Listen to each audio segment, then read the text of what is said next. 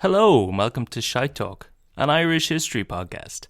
My name's Kevin Larney, and Jason Brennan's not here with me today, but very soon he'll be back in the same country again. For the first time in 2 years, September 2019, we'll be recording episodes in the same building again, possibly even the same room. We'll see how we get on. But so this is the last episode of season 6. It's a bonus episode that was requested by Monica Niehauser, who signed up to a special tier on our Patreon, which means you can request an episode about anything mildly related to Ireland or Irish history, and we will make an episode about it. And she suggested that we do an episode on the origins of the Orange Order, which is something I meant to do at the end of the War of the Two Kings saga from last summer, but never got around to, so here it is. This is actually part 2, in classic style. I started researching the origins and then went back about 600 years too early. So part 1 covers general Catholic Protestant tensions coming from the year 1100 up until the 1700s.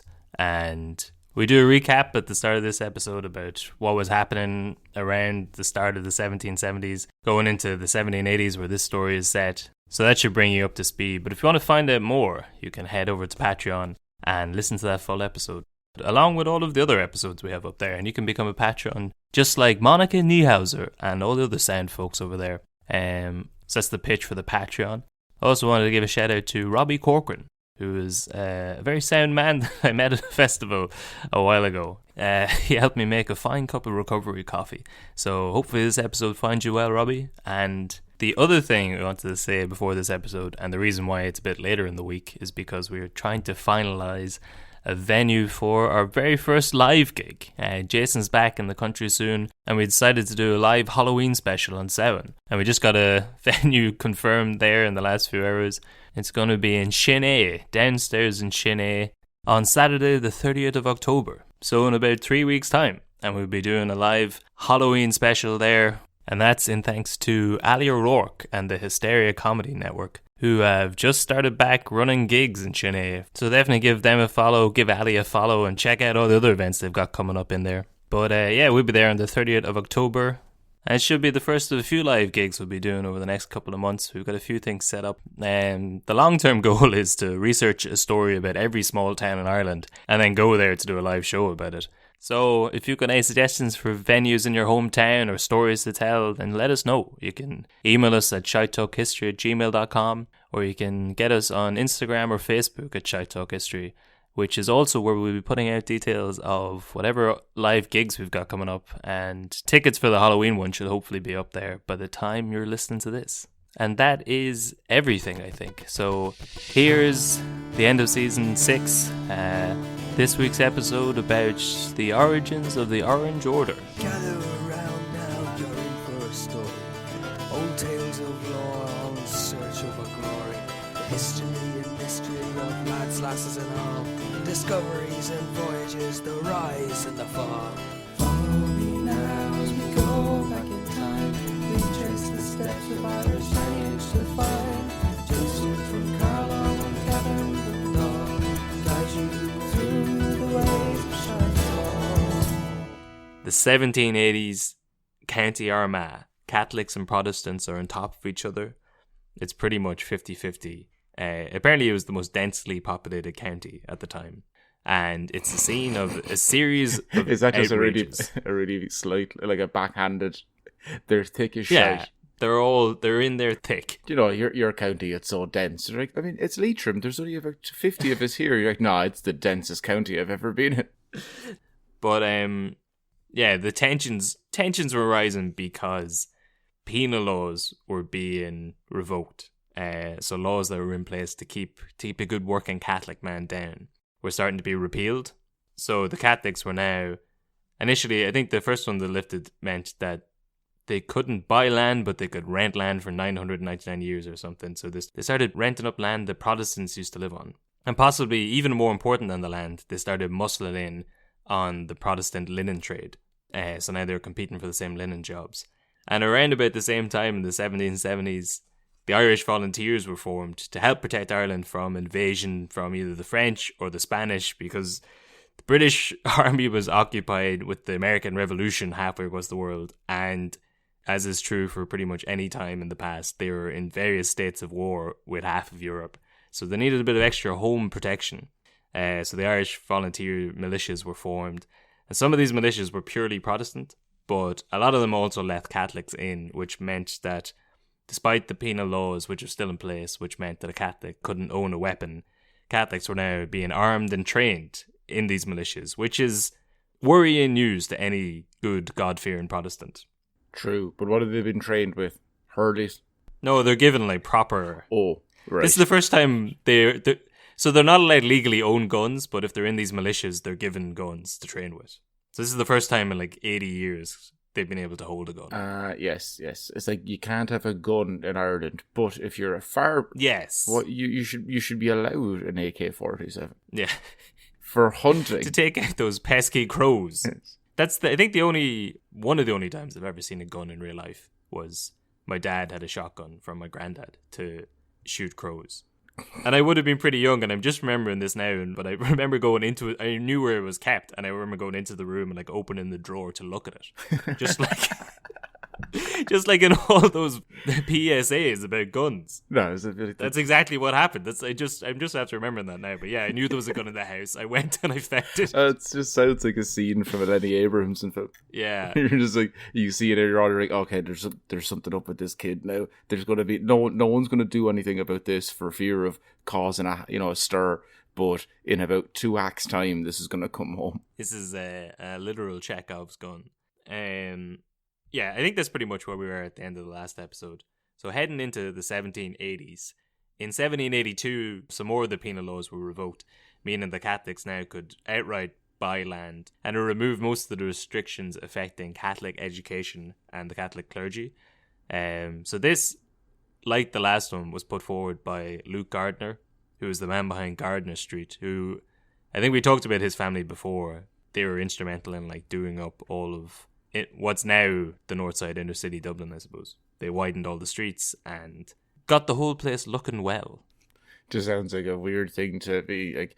I love all parts of Dublin, but I imagine a lot of people from the country are here. And yeah, he's responsible for the north inner city Dublin. The main shopping district, O'Connell Street. But maybe we should read more about him at some stage. There was like 3 generations of men. I think they're all called Luke Gardner, or certainly 2 of them are, that just sort of took it upon themselves to push forward a bit of Catholic emancipation and like redo the inner city. Okay. Fair play. Yeah, I mean, fair play. Maybe they're bollockses, but fair play to them. So also in the 1770s and 1780s, much like America in the 50s, there were a lot of gangs. They're all different gangs who are obsessed with land rights. One such gang was the White Boys. Yes, agrarian group whose name didn't age well over time. No, but did you make this joke on the podcast before? But one of the things was that they destroyed fences.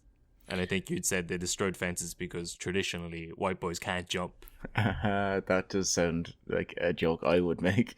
Yes, yeah.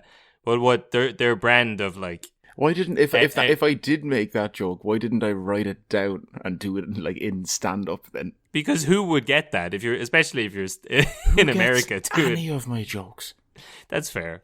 But this is a deep cut to be like, I know we're all fans of the 1760s rural agrarian movement in Ireland. It was truly a white boy's summer then.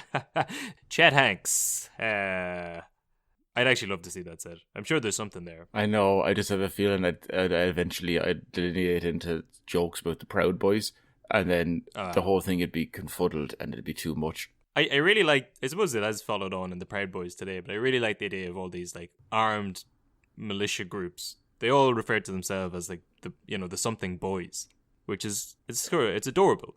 Oh yeah, it's rapscallion-y. Yeah, the Proud Boys, the White Boys, the Gals. There'll be more in a couple of seconds, but so they were mostly operating in Munster, and their Protestant counterparts in the north. They started off in Roscommon, were the Peep O'Day Boys.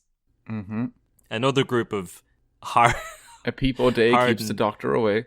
The Peep O'Day boys, so called because they're up at the Peep O'Day. Fierce rivals with the top of the morning, lads.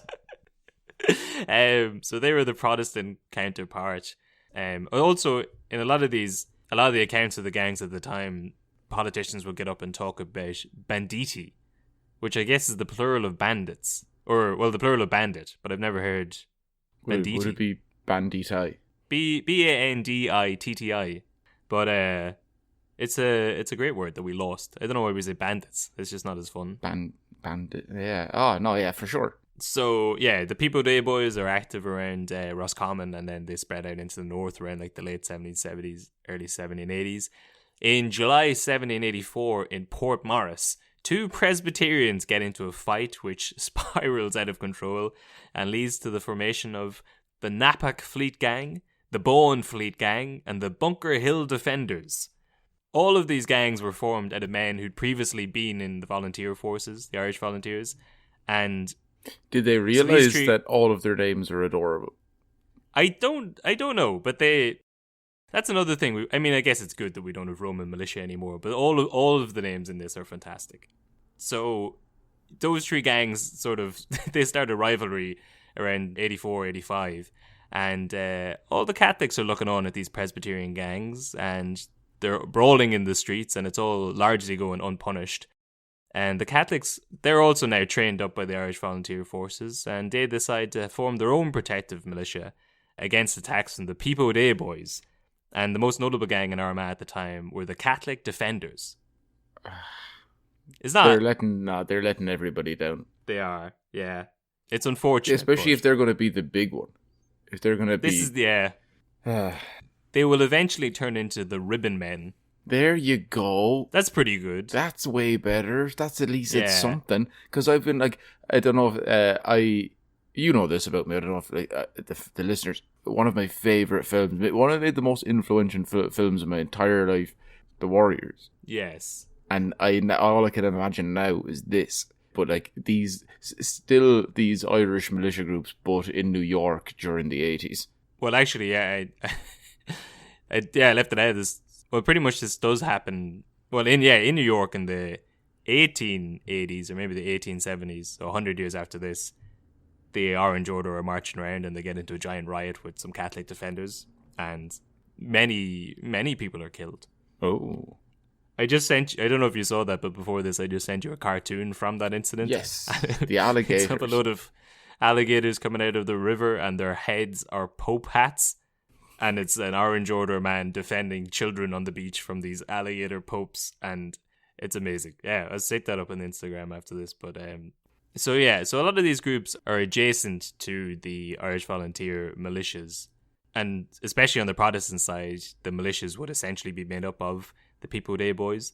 So it's hard to know who was attacking who, but basically throughout the 80s, the defenders, in Armagh anyway, the defenders and the Peep O'Day boys, and sometimes the Irish Volunteers, are basically just doing raids on each other, armed raids on each other's houses, reprisal attacks. They'd attack each other in markets and fairs, break into each other's houses and like ammunition stores and steal weapons. And there's generally, as it went on, there was like a one-upmanship to see who could carry out the most fucked up attack. Also, whenever the army or the magistrates got involved, the Protestant sides were usually let off with like a slap on the wrist, whereas the Catholic sides were punished because the whole judicial infrastructure at the time was still Protestant. Allegedly. And so the British forces who sorry. Historically. But the British forces who were also busy fighting, 6 wars at the time, they would, I think we talked about this before as well, they'd like press defenders into the Navy. So they basically kidnap them and then force them into the Navy and make them go fight for England, which can't have been a good policy. No. To kidnap people who are in mild rebellion and then force them to put on the Union Jack uniform and go and let them loose with a gun in a country that's in... Yeah. Like if you send them over to America with a gun, they're more than likely just going to defect, I would imagine. Probably. But also, that's kind of the history of all wars. That you're like, we take over this place. Now you're all going to fight for me, yeah? And they're like, well, we've got no other choice. So Yeah, go on, right in strong. You should definitely teach me how to use these weapons. You can trust me, the Mujahideen. So they're so both sides are trying to like outdo each other in terms of being bollockses, you know. One side kills 10 people, the next side kills 12 people. And it just goes on like that for most of the decade. Because the Catholics couldn't count. It's like, we'll kill 12. Oh, fine, we'll kill 10. Is that... You killed 10 of our men? Well, 4 of yours are dead. How do you like that? So the point of... it was described as the point of no return. I don't know, like... This had been happening for... I was going to say 11 years, but realistically, like 100 years. So there was no return at any point anyway. But in January of 1791, the Catholic defenders cut off the tongues of Mr. Alexander Barclay, who was a popular Protestant schoolmaster from Forkhill. They cut off his tongue and his wife, and it says her 14-year-old brother, or maybe their 14-year-old son. They also cut off the calf from a boy and some fingers from a few people. Oh, did she have a brother, son? Yeah, I don't know, but she well. But I thought it was so often where it's like, oh, it's either brother or son, or is it? Oh, they had a child at 14, and that's... Yes, and then it was there was a young 14-year-old who's... The important part is that they cut his tongue out, I guess, and a few people lost their fingers, some people died, and, you know, so these are the Catholic defenders. It's hard to see what they're defending at this point. Kevin, the right to free speech. Because that's what it's always about. That's what it's always been about. I guess he was a Protestant teacher in a Catholic neighborhood, so naturally they figured... take out his tongue. So that's what's going on. So meanwhile in France, the French had started their revolution in 1789, which inspired the Society of United Irishmen to start looking for parliamentary rule in Ireland, and also looking for a bit of Catholic emancipation on the side. So that's Wolfe Tone and Thomas Russell. They started that, along with a great man called James Napper Tandy. Yes, Napper Tandy. I don't know why that's such a good name. It sounds like it's the start of a limerick. No, oh my god, is that Blind Boy's cat? Is that why I know that? Oh, is it? That's sad that I know that. Yeah. But because I was only listening to it. We never mentioned it. We should say it now. We put it out on Instagram. Oh, Jason's going down to New Orleans the other week, the weekend of the Hurricane Ida. Now, quick, that's why I knew Napper Tandy, because I was listening to one of the episodes and he was saying both his cats were sick, and that's what, like, that name rings a bell. That's where it is. But I went down there and we put it on the internet that I was down there. Or no, we put it on the podcast, and no one put it together that this giant, like, new Katrina of a storm was going down. Not one well-wisher. Not one person. Also, I include you in that.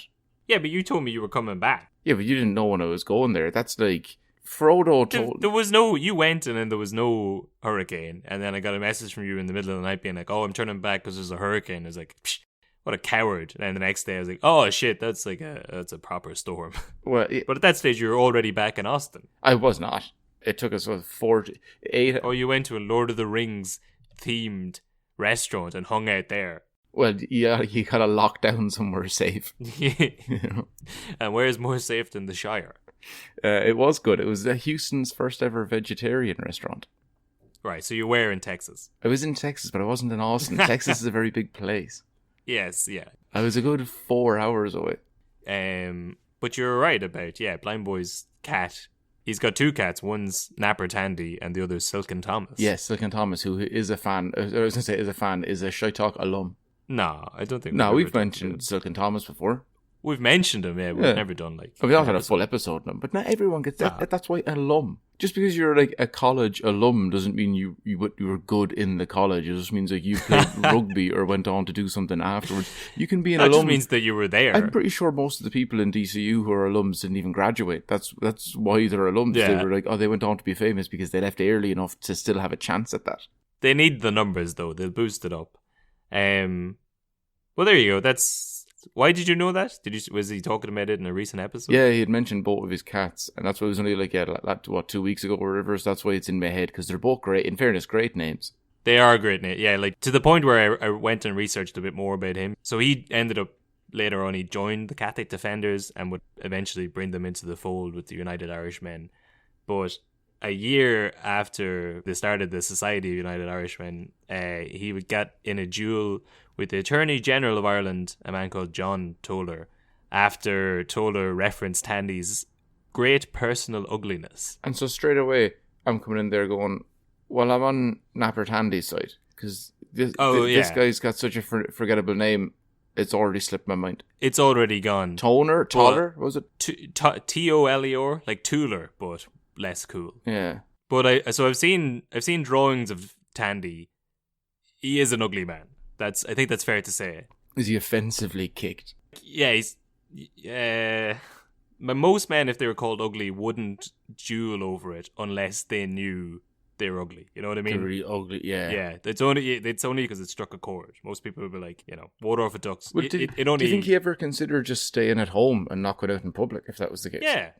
I mean, if you're that ugly. Well, I remember I did have an uncle that said that to me once, because I had like horrible acne when I was a teenager up until like 16 or whatever. And once it had finally like cleared and everything, and you're like, all right, well, it's over now, so at least you never have to live with it. And next time he saw me, he was like, oh my God, that's incredible. I used to think, how could that lad even live a life? How could he go out without every single person and everyone in school or the pub or everyone just always thinking, Jesus, look at the fucking state of his face. And you're just like, all right, that's why Irishmen don't give compliments. Yeah. That's like when women are like, I wish you'd say something nice about me. And they're like, no. Jesus, you fucking lost a bunch of weight. I didn't want to say it to you before, but you kind of let yourself go, but now you're nearly back in course. Like, it's about the level. That's fun, yeah, because it's advice that people give you, like, you're like, listen, no one's thinking about you as much as you think they are. You know, like, if you've got bad acne, you just walk around. I'm sure no one's even thinking about it. Not so true in rural Ireland. No, it's all they talk about. The only thing. You walk into a pub and you're like, there's very little why are they talking about a 14-year-old's acne? Yes, it's been discussed at Sunday dinner tables, the length and breadth of the county, right after they finished talking about how ugly Napper Tandy was. But a great man nonetheless, and a great cat, I'm sure. So by 1793, 2 years after the United Irishmen had formed, the French Revolution was well underway, and there's pressure to assuage Catholic grievances a bit to stop them getting notions, because, there's a Catholic revolution happening only over the water. So in order to, throw them a bone, the Catholic Relief Act is passed, so Catholics could now practice law. They were fully permitted to exercise their religion, but there was still a couple of rules around priests couldn't wear vestments in the open air, and you couldn't have Protestants in your schools or churches, which is fair enough. But one of the biggest things the Relief Act did was it gave anyone who owned or rented land that was worth more than 40 shillings, they now had the right to vote, even if they were Catholic. And a woman? What are you talking about? What are you, crazy? This is... It's funny how little steps... I'm sure this was seen this was... as we'll see, I guess, grounds for a borderline revolution. So they were referred to as 40 shilling freeholders. So anyone who was able to afford the equivalent of £2 in rent was allowed to have a vote. And this was seen as a great win for for humanity as a whole. Even though that would have been, I don't know what percentage of Catholics that would have been, but I imagine it's the elite. Yes, I was going to say, it must be very few. Yeah. They had just given the right to vote to very, very rich Catholic men, and it was seen as a win for democracy. Which, granted, I mean, that is how democracy works. Yes. That is a win for democracy. It's like something actually passed in this slow, monotonous... Yeah. Yeah. Now, it would get revoked pretty quickly after this, but it was a step forward. So obviously, this doesn't help matters in Armagh. The Protestants there, we've talked about it a good bit already, but they're surrounded by Catholics in their mind, and they feared them getting the upper hand because of, historically how badly the Protestants had treated the Catholics over the last 100 years. So the last thing you want is your enemy to suddenly get a footing again. But also because of the massacres that had happened against Protestants in the north and the battles of old. So things keep ramping up. In Dundalk, in the spring of 1793, have you ever come across this term? The Assizes. It's like a court of the Court of Aziz or Azizes are like small courts. I remember hearing about the Court of Aziz the other year, right? I think he got off with it in the end. Yeah, Exactly, Netflix picked him back up. His punishment was 2 years in the doldrums and everybody talking about his sex life. But they're just like courts, I guess. So in the spring of 1793, 21 defenders were sentenced to death, Catholic defenders. 37 were imprisoned or sent to the colonies, and 13 more were due up for murder trials. So the violence is ramping up and like spreading around Antrim, Down, Louth, the whole region. At the end of 1794, the defenders attacked the Royal Dublin Militia stationed at Portadown, stole a load of guns from the barracks, and then ran away, firing at them and hiding themselves in the wood, ambushing the militias that came after them, which is a good bit of early guerrilla warfare in the north. And that same year, so this is all like retaliation stuff, the same year, the Peep O'Day boys had begun a practice known as papering and wrecking, where they'd either throw a letter through your window or nail it to the door, of Catholic houses, instructing them to go to hell or to Connacht. And if they didn't listen to the paper, then came the wrecking. And they go in the next night with a gang and storm into the house and destroy every piece of furniture in the place with axes and clubs.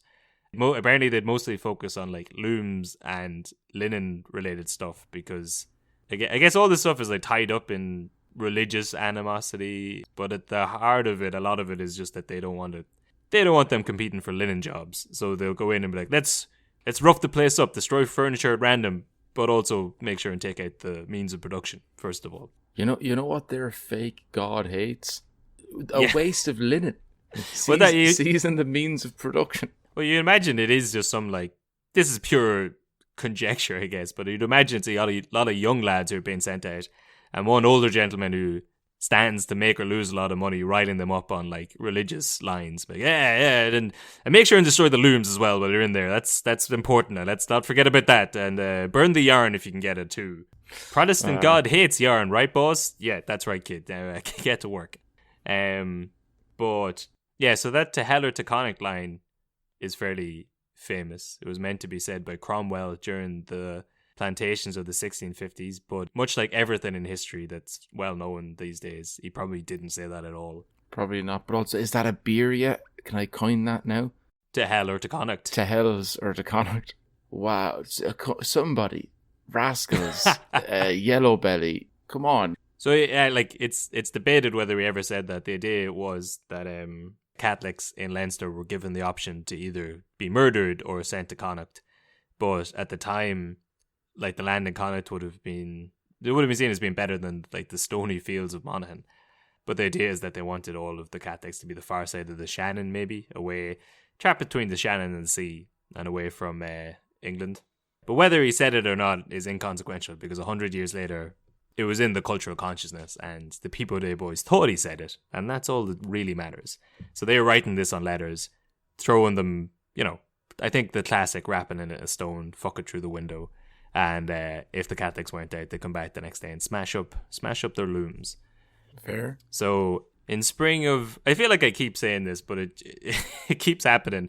In spring of 1795, they upped the outrages. They just up the outrages every couple of months. In one particular night, 12 houses were burnt down just a mile outside Portadown, all Catholic houses. And then by June of the same year, the Reverend George Manusel told the good people of Drumcree to go out and celebrate the anniversary of the Battle of the Boyne in a fashion befitting a bloody war. So they went out and wrecked the place. That's the start of a good, honest tradition. I read from one commentator called T.A. Jackson. He was saying about how it was suspicious. He's from, I don't know, the 1860s or something. But he was saying it's suspicious that in these attacks, the victims were always Catholic, but it was suspicious that they were usually like well-off farmers or linen merchants who like got it first. As he said, poor and struggling Catholic farmers scratching a living from a stony hilltop rarely, if ever, excited Protestant zeal. So again, it's like ostensibly along religious lines, but it's always the well-to-do Catholic in the big house that gets it first. Yeah. But now, tell me, do you know, is there an overall feeling at the time, how do the commoner Catholics feel about this? Yeah, they're not. I mean, they're making up the defenders as well, I guess. They're out there fighting on the streets.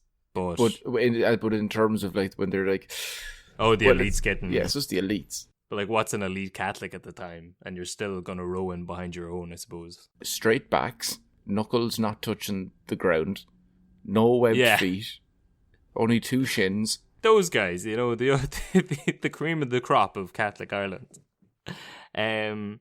So the outrages continue throughout the summer of 1795. Catholics were being driven from their homes and then spreading tales of fear across the country, until things finally came to a head in September of 1795, when the Pepo Day Boys and the Defenders squared off on the Diamond Crossroad in Loughall in Armagh. So the Diamond is a crossroad of houses outside Kylemore in Armagh that was predominantly Protestant, but it was in a valley between 2 Catholic neighbourhoods. And in the middle of the Diamond, there was a pub called Dan Winters, which was run by a man called Dan Winters. There, but he tended to summer over in Spain. Yeah, Dan Summers was another drinking spot in Fungarola. So he was associated with the Pepo Day Boys, but Catholics and Protestants would go to the bar. It's where lads would go to drink, dance, bet on cockfighting, the usual pastimes of the day. How bad was the cockfighting? It was pretty bad. So, apparently at the start of June, there was a cockfight in Dan Winters where a young defender called Wallace was beaten up by some Pepo Day Boys.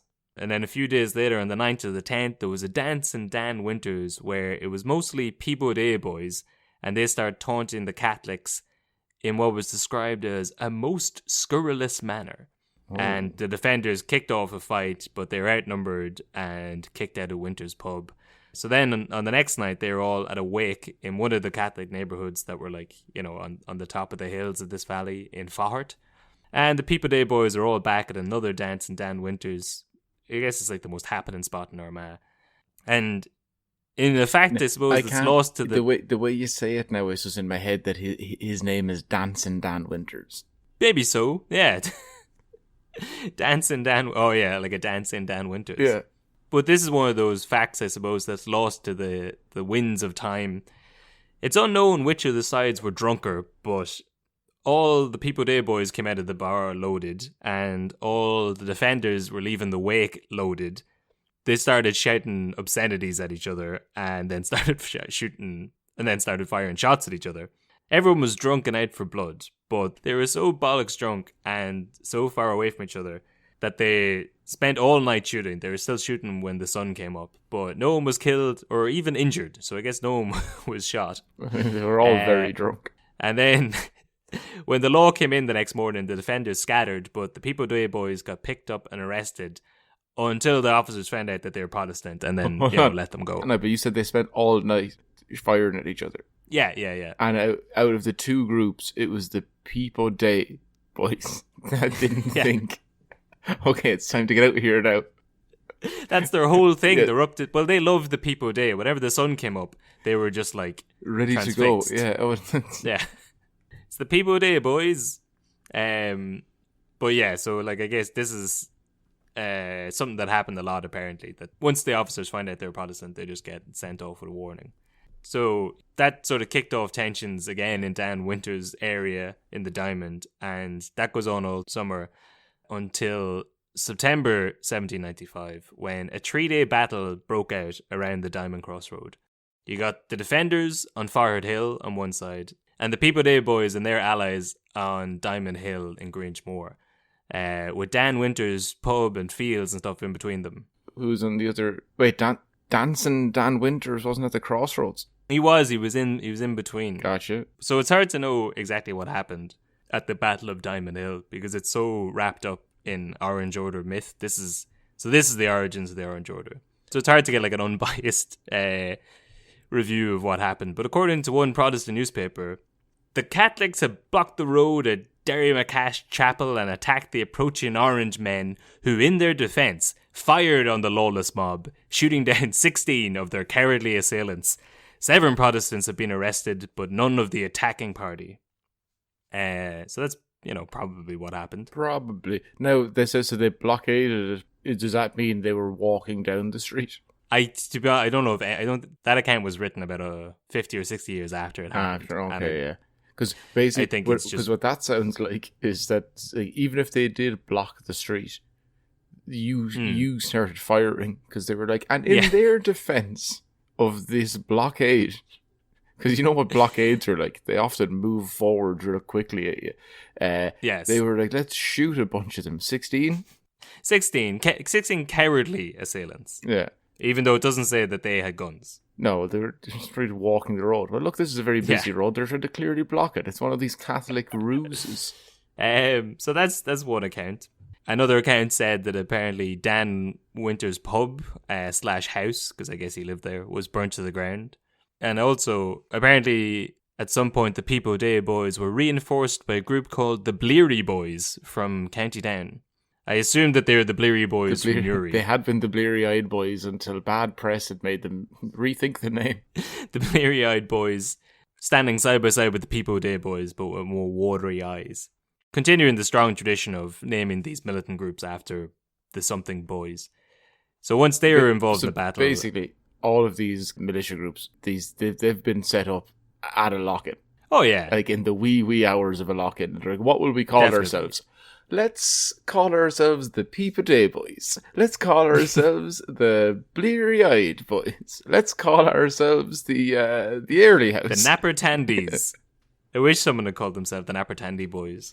Or the Napper Tandy Boys. A bunch of scrapper dandy boys. We'll fight you with their scrappy tander toys, which are just, it's mallets. Yes. With nails coming With out of them. nails, yes. Yeah. It's a cute song, but visually it's terrifying. Yeah, we will cut out your... Yeah, that's the other thing. They all got cutesy names, and then they will like go and cut out your wife's tongue and leave her bleeding to death on the floor. Or the Napper Tandy Boys will take out your fucking eyes. The Napper Tandy Boys. So now the Peep O'Day boys... This is a 3-day battle, apparently. The Peep O'Day boys now have reinforcement from the Bleary boys, and the battle finally finishes on the 3rd day, known as Running Monday, with the grand total of deaths being between 4 and 30 people on the defender's side, and no one died on the Peep O'Day's side. I don't know what the hell they were doing for 3 days. I want to know the difference between 4 and 30 deaths. I know it's 26, but also you Yeah. should know by like... Roughly. Because it's either 4 or 5. Or maybe even 8 or 10. Go, hey, some people got shot and they didn't die for a long time, as was the style at the time.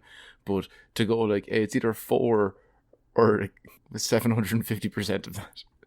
Or whatever. Well, I don't know mean, if that maths is right, but like it's way too many. A popular phrase that would later be incorporated into the Orange Order mythos is the only good Catholic's a dead Catholic. So maybe they were just being generous and rounded the numbers up when they're counting. They're like, they're not all bad. Give another 20 odd there. But either way, it's a pretty resounding Or it's that victory. they went around afterwards and slaughtered a bunch of Catholics. Yeah, it was 4 by the time they'd surrendered, and then 30 by the time we were finished with that.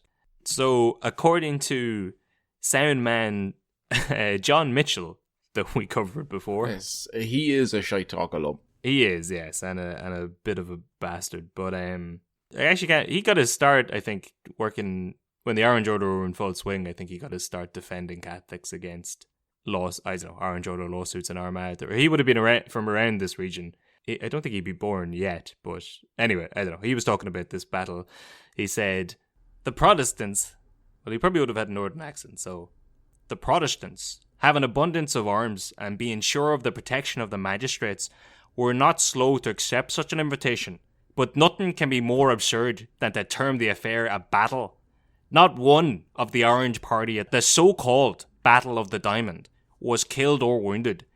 4 or 5 defenders were killed, and a proportionate number wounded, and this is the glorious battle that has been toasted at Orange banquets from that day to the present. Firstly, very commendable accent. I always do forget you're born there. That's where you're from. But it's very rare that you'll find people who are like, no, we don't want to slip under the guise of a battle here. What we want to say is, we had a bunch of arms.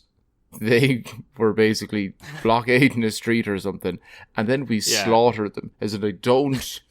No, this wasn't a battle. No, God, no. As in, this is the equivalent of like if a fight happens down the pub and then the police get there and like, but you'd had a drink taken. He's like, no, I was stone cold sober. He's like, but he'd said something about your mother. He's like, no, I'd never met him before in his life. I was like, what? He Just didn't like the look of him. He'd been looking at you all night across the bar, giving you the eye. I don't know what give us something. We're trying to make this.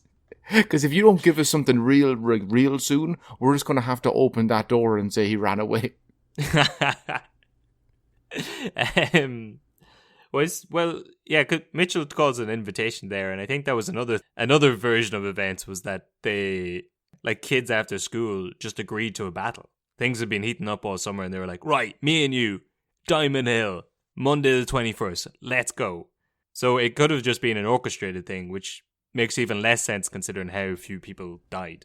Yeah, but then we've done enough of these one, like the Battle of, and then it's like 14 people died. They fought for 10 hours. There was 1 million bullets exchanged. No one had really figured out how to. Well, you have the right to bear arms, of course. None of them work. Like you'd have to be so close, right beside somebody. They're also not exactly like they're barely trained militias. They're not like but crack squad force. Even when it's like cowboys being murdered and stuff, you're like, it was 3 or 4 men versus 1, and they had to like all surround him and get him into an area. And then just like these guns aren't good. Yeah, and I don't know where they would have gotten the weapons from. They're probably not state of the art even for the 1790s. But so after the fight, the Pepo Day boys and the rest of the Protestant forces head straight from the site of the conflict to James Sloane's house in Lochel and founded a new organisation, the First Orange Order Lodge, with James Sloane as the secretary. And there you go, that's how the Orange Order was founded 105 years after the Battle of the Boyne. Well, at least that's one version of events as to how it was founded. Oh. Because some Protestant historians, or some historians, maintain that the order actually came out of a group called the Orange Boys Society, which had been started by a man called James Wilson in 1792, so 3 years before this, and that they saw the Pepo Day boys as being too violent, and that the Orange Order had banned them from their organisation. The early Orange Order blamed the Pepo Day boys for all of the outrages that had happened in Armagh in the past decade, and they distanced themselves from the acts. But the founder of the Orange Boys, James Wilson, was also at the Battle of the Diamond that we just talked about. So it's hard to know. And also, one of the historians that says that is Ruth Dudley Edwards, who, we'll talk about this other guy in a minute, but she debated Tim Pat Coogan about that film, The Wind That Shakes the Barley. Apparently the two of them got in a big argument about it, and then it transpired that neither of them had actually watched it. Oh. But they both just rode in hard behind a film like that... On the radio, on Twitter? On the radio, yes. There's a radio interview where they're both just arguing about, like... She's arguing about this film that glorifies the old IRA, and Coogan's like, they're brave, patriotic boys, and neither of them had seen the film. Jesus. Well, whatever their origins, it was formed in 1795 anyway. The Orange Order was an oath-bound, secret, Masonic-style society whose goal was ostensibly to protect Ireland and Britain from a popish/foreign invasion, despite the fact that they'd named themselves after a foreigner who had invaded England and had been backed by the Pope. But what they really wanted was to maintain the Protestant ascendancy and stop the United Irishmen who were gathering steam at the time. The Orange Order, they lifted a lot of terms from the Freemasons, like lodges, masters, grand masters, the whole idea of like oaths and signs. They're all lifted wholesale from the Freemasons. And James Wilson, James Sloane, and Dan Winters, who all formed or were all instrumental in forming the Orange Order, they're all Freemasons themselves. So they're ready to go. There's accounts that they distanced themselves from the attacks of the Pepo Day boys at the time. There's other accounts that say they basically were the Pepo Day boys by any other name. But whatever it was, they surpassed the Pepo Day boys as the dominant Protestant sort of gang or club or whatever in Ulster at the time. The lodges were initially started by the lower classes, like innkeepers and textile workers, not the Protestant landowners. As one man put it at the time, it was founded by humble men, decided to have a system of their own creation and to control it themselves, an organization formed and fashioned by their own hands in harmony with their own ideas and outside the control of landed proprietors, agents, bailiffs, baronial constables, and all the rest. So it was like, I suppose it's going back to what you were talking about earlier, maybe, like how did the average Catholic on the ground think about the Catholic elites being attacked? It's funny to think of like the Protestants who were on top forming a group for like lower class Protestants to get their say over, the squeezed middle. Yeah. We're feeling the pain as much as anyone else. Men's rights activists. Yeah, exactly. But, and in a tragic turn of events, it didn't last like that at all. It was taken away from them just like everything else once the Protestant landowning families got involved. And within about a year and a half, it was pretty much taken over by the gentry. But, it wasn't all bad news. But it was gentrified. It wasn't all bad news. Now they'd got some coffee shops. They'd had a restaurant that only served breakfast cereal. It was a nice place to be. If you want to pay for public transport and transport yourself over there for like an hour and a half, you could try that cereal. And at the low cost of £15 per bowl. Yeah, but it was, it was your neighborhood still, and you could feel community pride in that. The 2 or 3 times a year you could afford to go there. Don't think about the fact that your life has been uprooted. Think about in 20 years' time when you get to tell people you used to live there. Exactly. And, it's all about tradition and celebrations.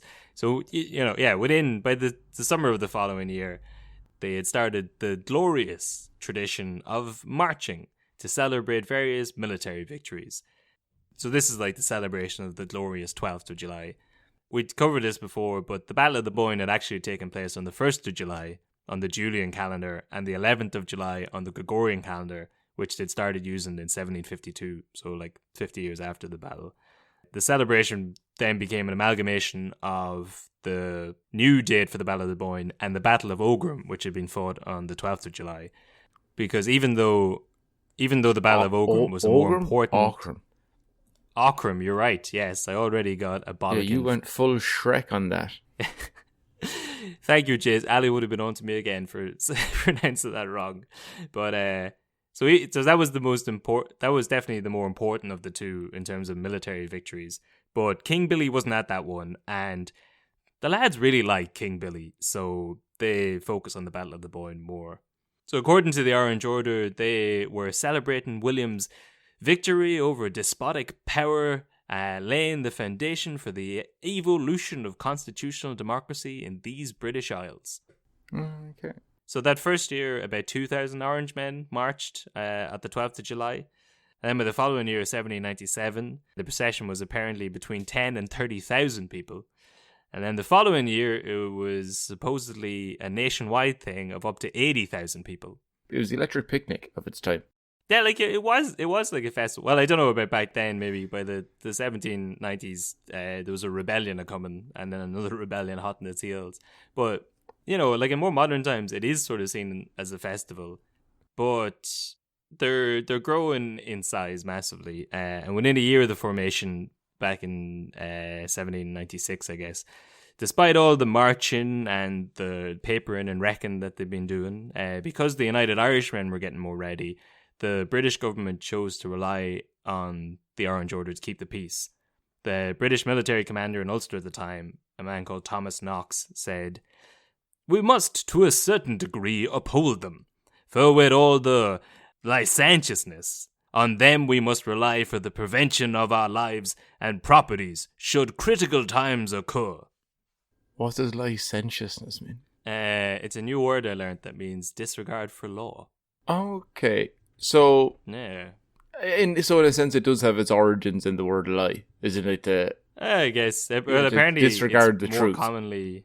It's more commonly used in disregard for law in terms of like sexual assault. Ah. Yeah, I don't think that's what he was saying back then, but he's basically saying, yeah, for all of their law breaking and criminal activities, we need them in case shit hits the fan. For all of the bad things that they've done, the county final is this weekend. They're still Protestants after all. But, and critical times did indeed occur. The United Irishmen and Wolfe Tone would stage a failed rebellion in 1798, which the Orange Order helped the government put down. There's many claims that the Orange Order helped in reprisal attacks afterwards as well, where loads of Catholic churches were burnt down. But apparently I don't know if that's true. All these churches did get burnt down, but apparently the Orange Order were among the first to contribute money for like the repair fund for Catholic chapels at the time. So maybe not all of that. I don't know how true that is at all. Probably not, but maybe. See, it's hard to true enough research. To cling to. Yeah, it's something, but it's hard to research like what their deal was at the time. From their point of view, it was like a gentleman's club that was about trying to stop foreign invasions. But so that's pretty much, that's their origins. They became fairly predominant in Ulster in the late 1700s. Then in the early 1800s, they spread outside of Ireland. They got into England in 1807. We talked about the Orange Order marches in Canada. The order also spread to the States, where Tim Pat Coogan, who was the other guy in that winded chicks to barley debate, he claims that it manifested itself in movements such as the Know Nothings, which you talked about before, and the Ku Klux Klan. Which I've also talked about before. In a different... Which you've also talked about before. That makes... realised I got very too excited going, I've also talked about that before. I know those guys. Yeah. Well, so... I do find it very interesting, though, that, like, the history of the Ku Klux Klan / America as a fire department, army, the police, heavily influenced by Irish descendants, and a lot of it linked back to, at the same time, the Ku Klux Klan being like, look, there's a bunch of cities popping up all around the place. We better infiltrate before, people with reasonable ideas get there. Yeah. Well, I mean, I don't know what his proof for this is, but I guess if the Orange Order, an organization that's its whole reason is to stop a Catholic invasion, they'd probably have a couple of, they definitely have some ideas that they could share with the Ku Klux Klan. Bits and pieces. They've got bits and notes that I'm not saying they're going to go fully Klan. It's all systems. Once you learn one thing, it's the same as learning another. Mm-hmm. So that's Tim Pat Coogan's theory. He also wrote the biography of Michael Collins, and he wrote a favourable biography on Michael Collins and a damning biography on Eamon de Valera. So he's, he can be trusted. Yeah. He's a solid historical source. The assassination of the hero Michael Collins by the absolute bastard coward Eamon de Valera. Exactly. It's two different documentaries, but interestingly, they tell the same story. One told from the viewpoint of Michael Collins being an Irish Republican hero, and the other documentary being told from the point of view of Eamon de Valera being a fucking snake. So there you go. That's pretty much the origins of the Orange Order. So they go on into the 1800s. In Ireland, they'd fight against the Ribbon Men and do a whole lot of other stuff that we might get into. I like at some how stage. they're the only ones that call themselves men. Yes, the day of boys was gone. It's the 1800s. It's now we're on to the men. But it's the Ribbon Men. They were like, no, to be taken seriously, we can't be seen as the Ribbon Boys. We're the Ribbon Boys. Yeah, the only other notes I had are, I was reading an interesting article about the popularity of the license plate number 1690 in the north. Is, I guess they've got like bespoke license plates, and 1690 is one of the most sought after. What?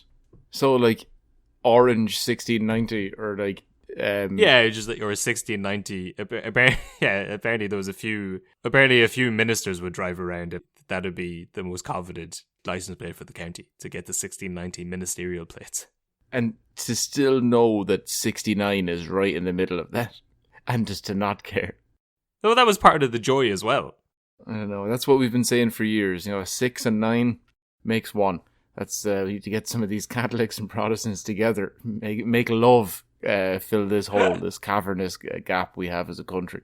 Yes. Yeah, that's the only other note I had of something. I don't know if you heard about this, but like 2 days ago, the government in the north invited President Michael Higgins up to attend an event in Armagh that was celebrating the centenary of partition and creation of Northern Ireland. Yeah. And Higgins turned it down. down. I read this morning. And the DUP were shocked. Yeah. Really. Because I think you only turned it down yesterday, maybe. And they're outraged now that he would snub them like this. Yeah. And he released a statement being like, why would you invite me to something called the Celebration of Partition? Yeah, you know I'm not going to go to that. So the way I understood it, basically they invited the President of Ireland to go to the centenary of the treaty, as in like the Northern Ireland becoming the annexing of like Ireland into two separate nations, or like Northern Ireland into outside of the Republic, and also the beginning ostensibly of our civil war. Yeah, like that's go celebrate that. It's like, okay, I feel like maybe he just won't do it. Although if it is like a storm in a teacup, because if he had have gone up, would you have said anything? Like, I wouldn't have thought about that. I would have been like, all right, well, it's one of those diplomatic things you need to do, so to justify your salary. That's like, you got to go and like bite that bullet. There's diplomatic things you need to do, and then there's like he has to go to every rugby game as well. He loves it though. Who does? It's torture nonstop. Everyone talks about how adorable he is with his dogs, but like if one of those things, he's probably terrified of them. If those dogs picked him up, they probably run the country. The deep state cabal of his two dogs. I did see people often ask me, like, because I'll say like President of Ireland or like Taoiseach, and you always get into the like explaining the difference between the two to people. And then they're like, oh, it's what does the president do? And you try to explain him, but then you show them a photo of him, and then they're like, wait, what's going on? Because you're like, and the only way out of that, I've realised, is to show people photos of Michael D. Higgins with these dogs. And then but if you just start the conversation with that, they'll assume that not only is that the president, but the dogs are the Taoiseachs. And then that is how our nations run. If they don't know enough about Ireland, they're just like, it's two magical dogs and this leprechaun. And that's how I want Ireland. I've said it before. That's how I want Ireland to be seen globally. The greatest trick the devil ever played was making us think he didn't exist. That's what Irish people. I want every Irish person to just be a cute whore, whoever, and say, "Just you never cop it." But he's not an absolute full blown idiot. We're way too confident as a nation now. People are all on Twitter and Instagram voicing their opinions, and they're like, "I don't think you know what you're talking about. What you'd be better off doing is saying nothing for 40 years." And then one night in the pub, just letting it go, and over one small fact, just when someone goes something like, what's the only county in all of Ireland who doesn't have an operational train line? Oh, is it Donegal? And everyone goes, ooh. And then you go, yeah, also, it was the first county to ever have an operational train system. And then you drink your pint, go home, and smile to yourself. For once. It's nice.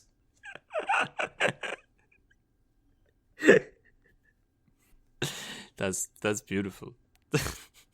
only 10 more years, mate. Only 10 more years, and then we'll get to finally unleash that one.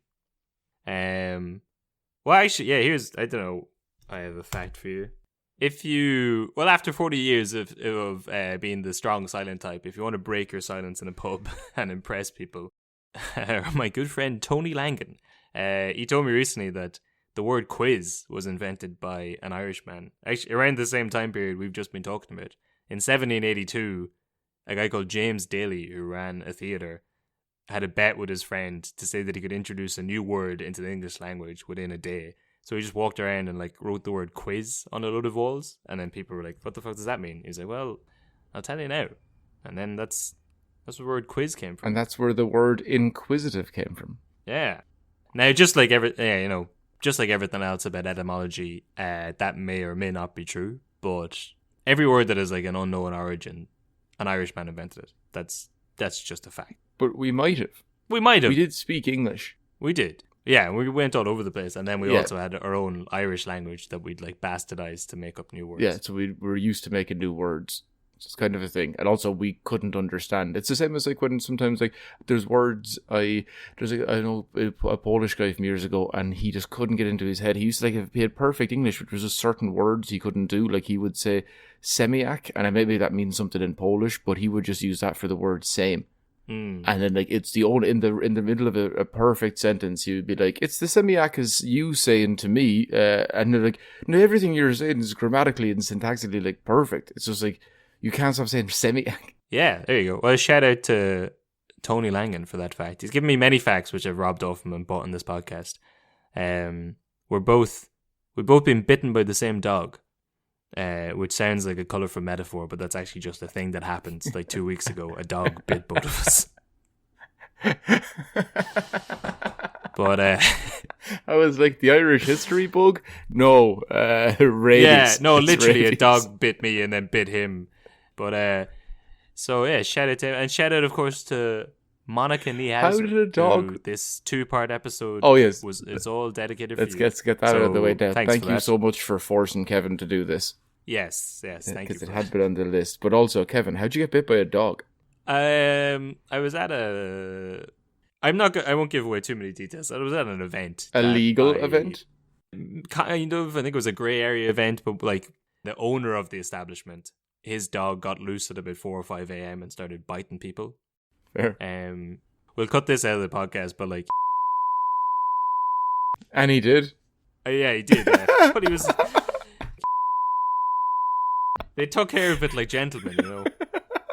But it was also at that. How bad was yours? I got bit in the finger and I could see that and I was a bit worried about it, but it was grand. And then one of my friends texted me the next day and was like, how's your arse? And I thought they were just being colourful. And then about 3 days later, Lisa was here and she was like, there's a giant bite mark on your ass. I was like, oh, so that actually I thought there was just like maybe the dog bit me in the ass. I just forgot about it. We should have all of this in the podcast. What do you mean? Cut this out of the podcast. You lunatic. I've named too many names. You can bleep them out. Yeah, sure. But, yeah, that fucking dog. Anyway, I just told Jason the story about a dog that'll probably get cut from the episode, but he's happy, and that's the end of the The season. best thing you've That's the said end all of season. That's the end of the season. I don't think you can even put it Season on the 6. Patreon. I think that's too hot for the air. Is too rude for. Come to our live show at some point, and we'll tell you. But yeah, that's the end of the season. So we'll have a Cowboy special, I suppose, to round it out at some point. Yes, I'm writing that now. It's my turn, and I'm going on a holiday soon. I'm just going to go live in a van in America for about 9 days. Mm-hmm. And then when I get back, we're going to release that because I'm hopefully going to record it before then, but we'll see. And then we should be back. Like you'll be back in the country in October. So the next season you're going to have of us, there's going to be both of us in the same room again. It's a whole Yeah. thing. Now we've said that before, but this time, possibly for I real. don't have the option of getting my visa extended. So, and Ireland's opening again. So I'm going to go home. Yes. The prodigal son returns. And yeah, we'll probably have started the next season, I guess, before it starts. But we're gonna have a couple of live shows around the big city spots in like November, December, January. Yes. Hopefully Halloween. That's the aim is the big Halloween gig. So if I don't catch COVID beforehand, which I won't because I'm all jabbed up and I'm very safe, we're going to be doing a live gig in Dublin on Samhain. Yes, the celebration of Samhain. But all right, well, good luck. See you in season 7. Shafter. Goodbye.